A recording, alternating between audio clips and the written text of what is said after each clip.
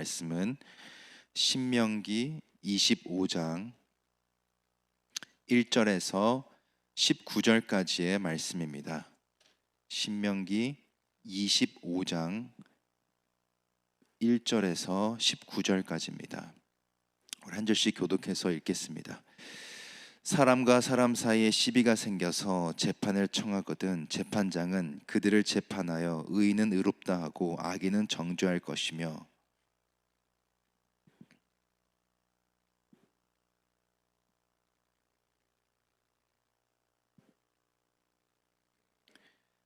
(40가지는) 때리려니와 그것을 넘기지는 못할지니 만일 그것을 넘겨 과다히 때리면 내가 내 형제로 천히 여김을 받게 할까 하노라. 형제가 동거하는데 그중 하나가 죽고 아들이 없거든 그 죽은 자의 아내는 나가서 타인에게 시집까지 말 것이요 그 남편의 형제가 그에게로 들어가서 그를 취하여 아내를 삼아 그의 남편의 형제된 의무를 그에게 다 행할 것이요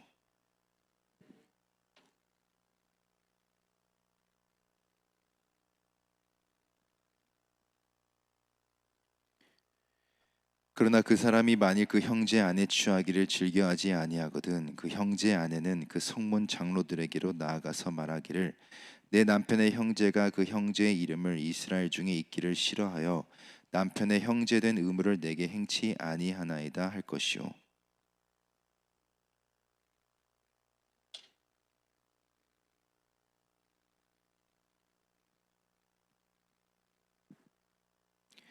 그 형제의 아내가 장로들 앞에서 그에게 나아가서 그의 발에서 신을 벗기고 그 얼굴에 침을 뱉으며 이르기를 그 형제의 집 세우기를 즐겨 아니하는 자에게는 이같이 할 것이라 할 것이며,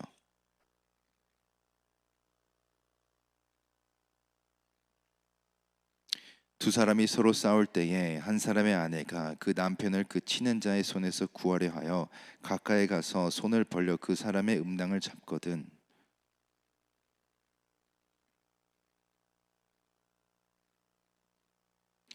너는 주머니에 갖지 않는 저울추를 곧 큰 것과 작은 것을 넣지 말 것이며,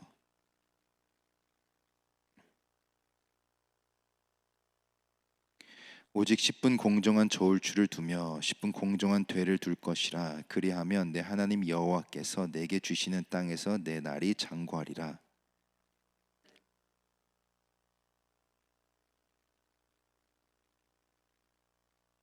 너희가 애굽에서 나오는 길에 아말렉이 내게 행한 일을 기억하라.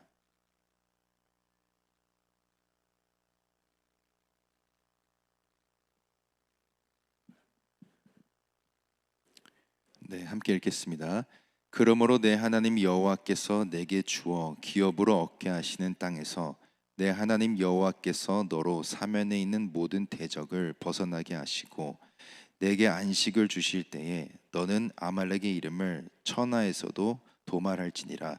너는 잊지 말지니라. 아멘. 하나님의 말씀입니다. 오늘 함께 살펴본 이 본문은 어제 말씀과 좀 이어지는 말씀입니다. 이스라엘 백성들이 이 약속의 땅인 가나안에 들어가서 어떤 규례를 지켜야 하는지 이제 거기에 대해서 계속적으로 기록을 하고 있는데, 하나님이 이 규례들을 정해주신 이유가 있습니다. 그것은 공동체 내부를 지키기 위해서입니다. 공동체 안에서 일어날 수 있는 여러 문제나 또 분쟁들을 자세히 다루면서 어떻게 하면 그런 위협으로부터 이 공동체를 잘 지킬 수 있는지 그것을 알려주기 위해 이 규례를 정해 놓으신 겁니다.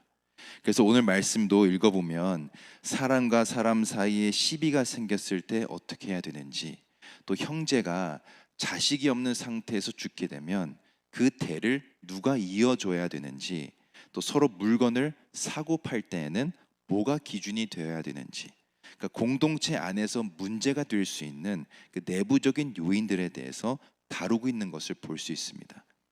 근데 보시면 이런 말씀들이 쭉 나오다가 이 마지막 부분인 17절부터 19절까지는 조금 다른 측면의 말씀이 나옵니다.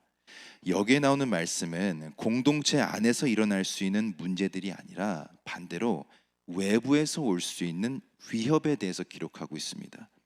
그래서 오늘은 우리가 이 마지막 부분을 함께 살펴볼 텐데, 신명기를 기록한 모세가 왜 이 내부의 문제를 다루다가 갑자기 이 외부적인 위협에 대해서 기록을 했는가?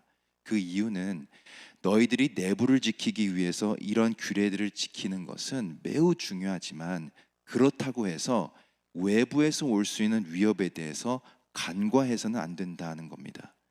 외부에서 오는 위협에 대해서도 너희들이 철저하게 준비하고 있어야 그것에 맞서서 싸울 수 있고 공동체를 지킬 수 있다는 것이 이 마지막 부분에서 다루고 있는 내용입니다. 그래서 먼저 17절 말씀을 다시 읽어보면, 너희가 애굽에서 나오는 길에 아말렉이 내게 행한 일을 기억하라 말씀하고 있습니다. 보시면 애굽에서 나오는 길이라고 말하고 있는데, 이것은 이스라엘이 430년의 노예 생활을 마치고 출애굽하던 때를 의미하는 겁니다. 너희들이 출애굽을 해서 광야길을 가고 있을 때 아말렉이 너희한테 행한 일을 기억하라는 겁니다. 그렇다면 이때 아말렉이 이스라엘에게 어떤 일을 행해낸가? 이 내용은 출애굽기 17장에 나옵니다. 이스라엘이 애굽을 나와서 광야 생활을 하게 되는데, 이 구름 기둥과 또 불 기둥을 따라 이동을 하다가 르비딤이라는 지역에 장막을 치게 됩니다. 그동안 이스라엘 백성들은 애굽 군대를 피해서 도망을 쳐야 했고, 또 홍해를 건너면서 겨우겨우 이 광야로 오게 된 상황이다 보니까 많이 지쳐 있었습니다. 그래서 만나와 메추라기를 먹고 반석을 통해 나오는 물을 마시면서 지쳐있던 몸을 회복하게 되는데, 이렇게 피곤하고 지쳐있던 몸을 이끌고 가고 있을 때 아말렉 족속이 이스라엘을 급습해서 쳐들어오게 됩니다. 그래서 17절에서 아말렉이 내게 행한 일을 기억하라 라는 것은 지금 그 사건을 기억하라고 말하고 있는 겁니다. 그때 아말렉이 너희들을 기습적으로 공격했던 것처럼 언제든지 이 외부에서부터 위협이 찾아올 수 있으니 그것에 늘 대비하고 있어야 된다는 겁니다.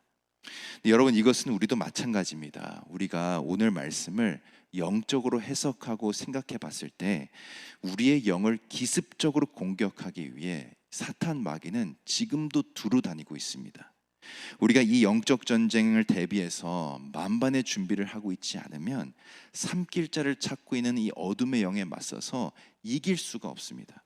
근데 우리가 신앙생활 하다 보면 이 영적인 원리에 대해서 잘못 생각할 때가 있는데, 여러분, 사탄 마귀는 절대로 대놓고 쳐들어오지 않습니다. 늘 작은 틈을 노리거나 우리의 약점을 집요하게 파고듭니다. 그렇기 때문에 우리가 이것에 맞서기 위해 철저하게 준비하고 있지 않으면 당할 수밖에 없다는 겁니다. 그것이 오늘 본문에도 잘 나오는데, 오늘 본문 18절을 읽어보면, 곧 그들이 하나님을 두려워하지 아니하고 너를 길에서 만나 너의 피곤함을 타서 내 뒤에 떨어진 약한 자들을 쳤느니라. 그러니까 아말렉이 이스라엘을 기습해서 공격했을 때 구체적으로 어디를 쳤는지를 말해주는데, 너의 피곤함을 타서 내 뒤에 떨어진 약한 자들을 쳤다라고 말하고 있습니다. 그러니까 당시 이스라엘이 출애굽을 한 다음에 매우 긴 거리를 걸어와야 했기 때문에 많이 지쳐 있는 상황이었습니다. 그러다 보니까 상대적으로 몸이 약해서 힘이 없던 자들이 점점 뒤로 물러날 수밖에 없었습니다. 근데 아말렉이 기가 막히게 그것을 알고 가장 약했던 이 뒷부분을 쳤다는 겁니다. 이것이 영적으로 무엇을 말해주는가? 이게 사탄 마귀가 역사하는 방법이라는 겁니다. 사탄 마귀는 우리의 가장 약한 부분을 통해 틈탑니다. 어떤 사람한테는 명예가 가장 약한 부분일 수 있고, 어떤 사람한테는 재물이 될 수 있습니다. 또 어떤 사람한테는 성적인 부분이 약한 부분일 수 있는데, 사탄 마귀는 쉽게 넘어질 수 있는 가장 약한 부분을 집요하게 파고든다는 겁니다. 그래서 성경에 보면 사탄의 유혹에 넘어갔던 사람들이 나오는데, 예수님을 은 30에 팔았던 이 가룟 유다를 생각해 보면 가룟 유다한테 가장 약했던 것은 재물이었습니다. 그러다 보니까 복음서에 보면 사탄이 가룟 유다한테 예수 팔 생각을 넣었다라고 기록하고 있습니다. 그게 가장 약한 부분이었기 때문에 그것을 통해 역사한 겁니다. 또 복음서에 보면 예수님께서 공생애를 시작하기 전에 광야에서 40일간 금식 기도를 하시는데 40일간의 금식을 마치신 예수님께서 가장 먼저 겪었던 일이 무엇이었는가? 마귀한테 시험받는 것이었습니다. 근데 그때 마귀가 무엇으로 예수님을 시험했냐면 음식으로, 먹을 것으로 시험했습니다. 예수님이 40일간 금식을 하시면서 기도를 했기 때문에 그 순간 가장 약했던 것은 배고픔이었습니다.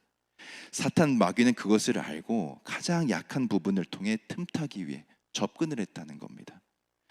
여러분, 우리는 스스로 뭐에 약한지를 잘 알고 있습니다. 누구에게나 쉽게 넘어지고 쉽게 죄를 짓게 되는 부분이 있는데 우리가 사탄 마귀에게 틈을 보이지 않기 위해서 어떻게 해야 되는가? 그 약한 부분을 놓고 하나님께 간절히 부르짖는 방법밖에 없습니다.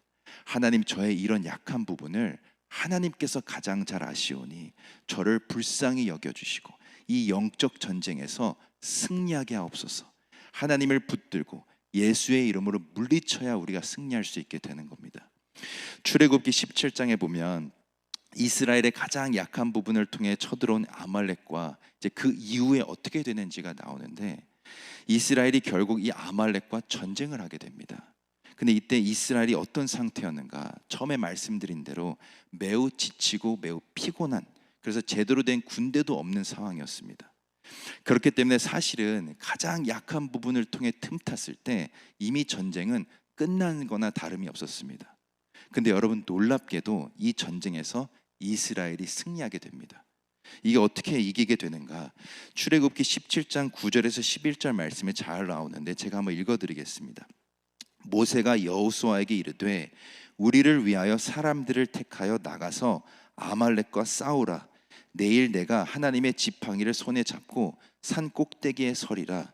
여호수아가 모세의 말대로 행하여 아말렉과 싸우고 모세와 아론과 훌은 산 꼭대기에 올라가서 모세가 손을 들면 이스라엘이 이기고 손을 내리면 아말렉이 이기더니, 그러니까 이스라엘의 입장에서는 절대로 이길 수 없는 싸움이었지만 모세와 아론과 훌이 합심해서 기도하게 되니까 아말렉과의 전쟁에서 승리하게 됩니다. 그리고 모세가 그곳에 단을 쌓고 여호와 니시, 하나님께서 승리의 깃발 되신다는 이름으로 그 단을 쌓게 됩니다. 이스라엘의 가장 약한 부분을 노렸던 아말렉이었지만 이스라엘이 하나님을 붙들게 되니까 그곳이 실패의 자리가 아니라 승리의 깃발을 꽂는 자리가 되었다는 겁니다. 여러분, 우리가 우리의 힘으로 싸우려고 하면 이 영적 전쟁에서는 절대로 이길 수가 없습니다. 우주 만물을 주관하고 계시는 전능하신 하나님을 우리가 붙들어야 여호와 니시의 하나님을 우리가 경험하게 되는 겁니다. 그래서 오늘 말씀 19절에 보면 마지막에 너는 잊지 말지니라 말씀하는데 무엇을 잊지면 안 되는가? 19절을 전체적으로 보게 되면 내 하나님 여호와께서 내게 주어 기업을 얻게 하시는 땅에서 내 하나님 여호와께서 너로 사면에 있는 모든 대적을 벗어나게 하시고 내게 안식을 주실 때에 너는 아말렉의 이름을 천하에 도말할지니라. 하나님을 앞세워서 기도로 하나님을 붙들게 되니까 내게 주어 기업을 얻게 하시는 하나님, 그 땅을 얻게 될 것이다 말씀하고 있고 사면에는 모든 대적에서 벗어나게 할 것이다 말씀합니다. 또 내게 안식을 주면서 영원히 이 아말렉의 이름을 없애주실 것이다 말씀하고 있습니다. 사랑하는 성도 여러분, 사탄 마귀는 우리보다 훨씬 더 똑똑하고 훨씬 더 강합니다. 그렇기 때문에 우리의 힘으로는 절대로 이길 수 없는 상대가 사탄 마귀입니다. 우리의 약한 부분을 집요하게 파고드는 이 어둠의 영에 맞서서 이길 수 있는 방법은 모든 권세보다 뛰어나신 하나님을 붙드는 방법밖에 없습니다. 바라옵기는 우리 모두가 오늘 말씀을 마음에 잘 새겨서 날마다 기도로 무장하고 말씀으로 무장해서 하나님을 온전히 붙드는 삶으로 나아갈 수 있기를 소망합니다. 오늘도 주신 귀한 하루 살아갈 때 기도로 하나님을 앞세워서 믿음으로 넉넉히 이기고 또 승리하시는 우리 모든 성도님들 되시기를 예수님의 이름으로 간절히 축원드립니다. 함께 기도하겠습니다. 사랑의 하나님, 오늘도 말씀을 통해 은혜 주시니 감사합니다. 저희들 날마다 하나님을 붙들고 기도로 무장하게 하셔서 어떤 어둠의 권세 앞에서도 흔들리지 않는 인생 되게 하여 주시고 믿음으로 넉넉히 이기고 승리하게 하여 주시옵소서. 그리하여 날마다 여호와 니시의 하나님을 경험하며 하나님이 살아주고 계심을 고백하는 인생 되게 하여 주옵소서. 오늘도 간절한 기도의 제목들을 가지고 나오신 우리 성도님들 기억하셔서 오직 하나님만 바라보며 믿음으로 기도하게 될 때 하나님의 뜻과 섭리 안에서 모든 기도가 응답되는 은혜가 있게 하여 주시고 하나님의 살아계심을 고백하는 인생 되게 하여 주옵소서.